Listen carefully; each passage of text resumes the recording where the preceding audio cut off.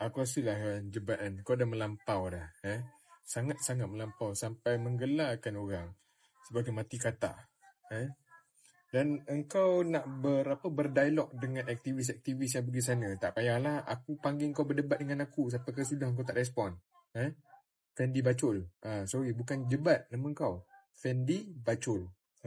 Agak keterlaluan bila kau menggelarkan diorang ni bila diorang ke sana tu satu bentuk wayang, satu bentuk lakonan, satu bentuk nak mengejar populariti.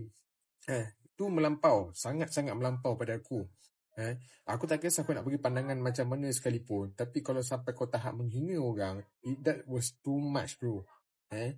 Ni, Fendi Bacul, aku minta kau respon cabaran aku berdebat dekat platform TikTok. Fendi Bacul, kalau kau ada keberanian, kau ada telur, kan, aku jemput kau masuk dalam live aku, kita berdebat soal Global Sumut Flotilla. Aku tahu kau menggunakan ayat mati kata itu kau ikut bos kau, iaitu siapa lagi bos kau kan?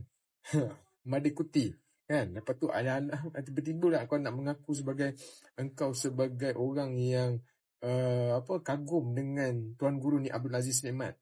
Kalau engkau seorang pengkagum kepada Tuan Guru Ni Abdul Aziz Nikmat, saya nak bagi tahu lah, aku nak bagi tahu kat engkau ni, engkau takkan jadi balaci kepada Madikuti.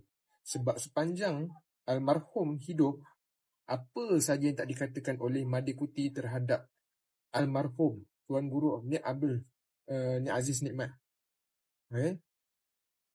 Kau melampau. Aku cabar kau respon debat dengan aku kalau kau nak jantan. Fendi Bacul. Assalamualaikum.